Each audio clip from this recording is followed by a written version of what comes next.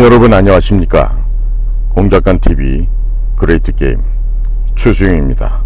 오늘도 저희 방송을 애청하시는 전국 곳곳의 국민 여러분들, 또 해외에 계시는 동포 여러분들께 감사를 드립니다. 오늘 제가 전해 올릴 얘기는 이재명의 전 비서실장이 숨진 채 발견된 이 참 비참하고 이 슬픈 이야기를 전해 올리려고 합니다. 자, 이재명 주변에서 발생한 5번째의 죽음입니다.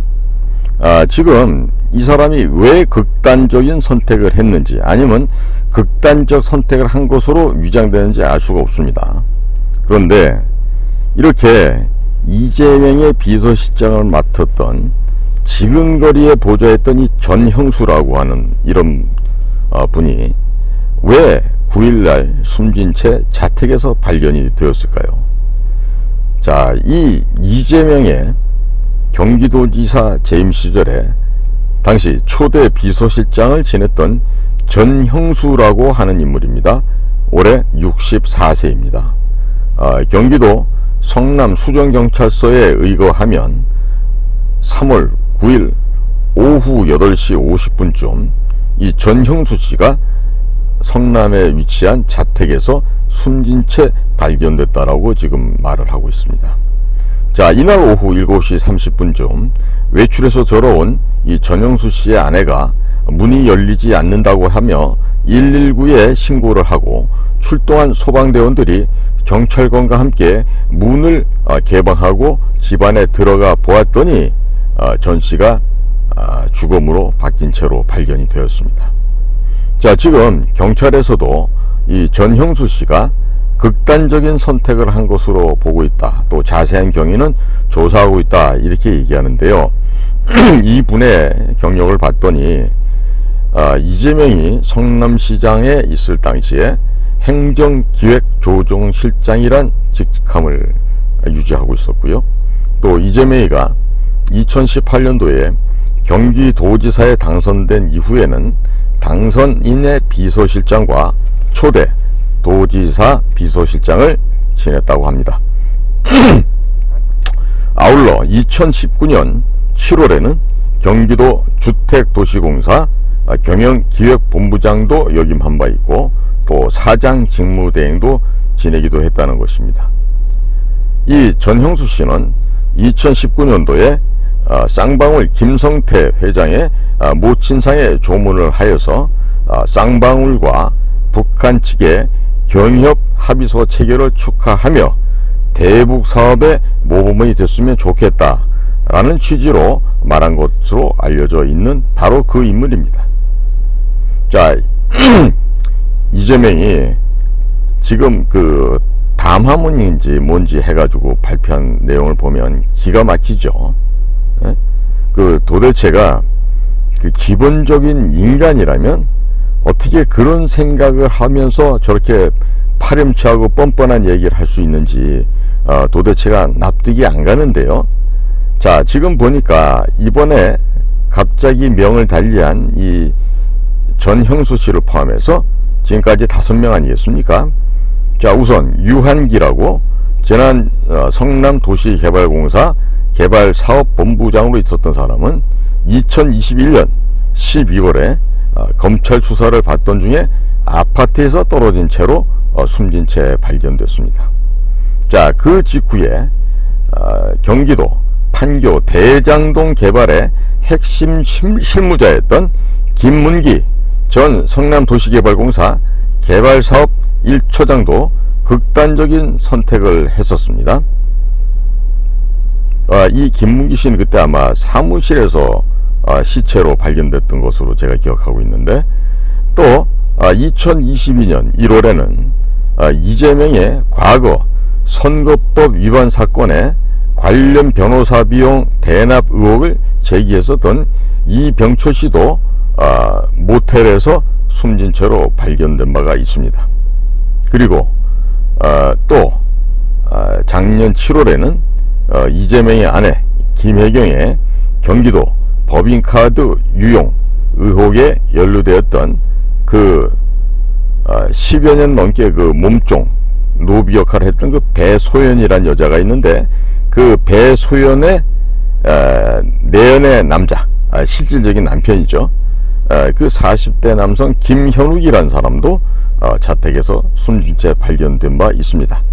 이 김현욱은 기무사령부에서 군인으로 근무하던 시절 경기도 성남시 지역의 그 방첩 업무를 담당했던 사람이었는데, 제대 후에 이렇게 이재명 곁으로 와서 뭐 이 김혜경의 차량도 뭐 운전을 했다, 또 이 법인카드 유용에 많이 활용된 사람으로 그렇게 조사를 받던 중에 운명을 달리했던 그런 사례가 되겠습니다. 그러니까 지금 9일 저녁에 발견된 전형수 씨가 5번째 사례가 되겠는데요.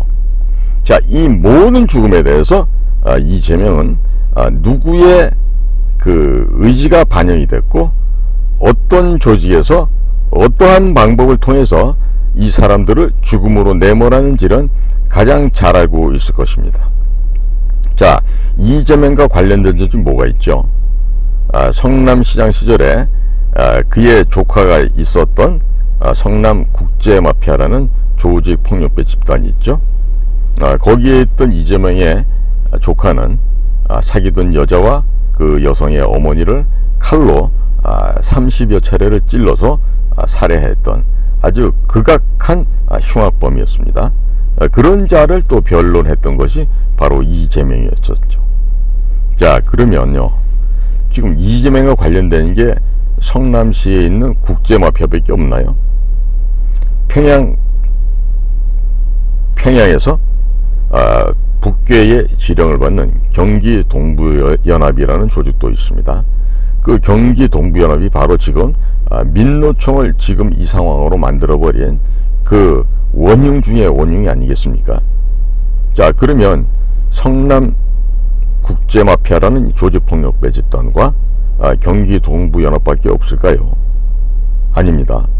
이재명에 관련된 곳은 쌍방울 그룹을 비롯해서 특히나 북쪽과도 매우 깊은 연계를 맺고 있었습니다. 그러니까 문재인의 5년 동안에 그 서울시장 했던 박원순도 죽었죠. 뭐 죽었던 사례들이 20여 명이 됩니다. 제가 이전에도 제 방송에서 한번 얘기를 했지만, 자, 이와 같이 인명들이 죽어나가고 있는데 전부 다 자살이라 그래요. 근데 보면은 자살 같지 않은 자살입니다. 자, 그러니까 이런 사실들은 어떻게 됩니까? 분명하게 시시비비를 밝혀야 되겠죠. 그런데 지금 그런 일이 안 되고 있어요. 지금 윤석열 정부에서 지금 국가 정상화를 위해서 공정과 상식을 바탕으로 개혁 과업을 지금 시도를 하고 있지만, 이런 식으로 더디거나 이런 식으로 물에 물 탄 듯 술에 술 탄 듯 해서는 절대로 안 됩니다. 국민들께서 용납하지 않을 거예요. 특히 이번에 이 또 다른 이 비서실장의 죽음에 대해서 대통령과 대통령실, 또 검찰과 법무부, 국가 공권력에서는요, 정확하게 원인을 밝히셔서 억울한 사람의 죽음이 더 이상은 발생하지 않도록 해야 됩니다. 이 모든 죽음의 중심에는 누가 있다? 바로 이재명이 있다라는 점. 그러기 때문에 이와 같이 그 악랄한 이런 그 범죄인들은요, 우리나라 형법을 해서 안 돼요.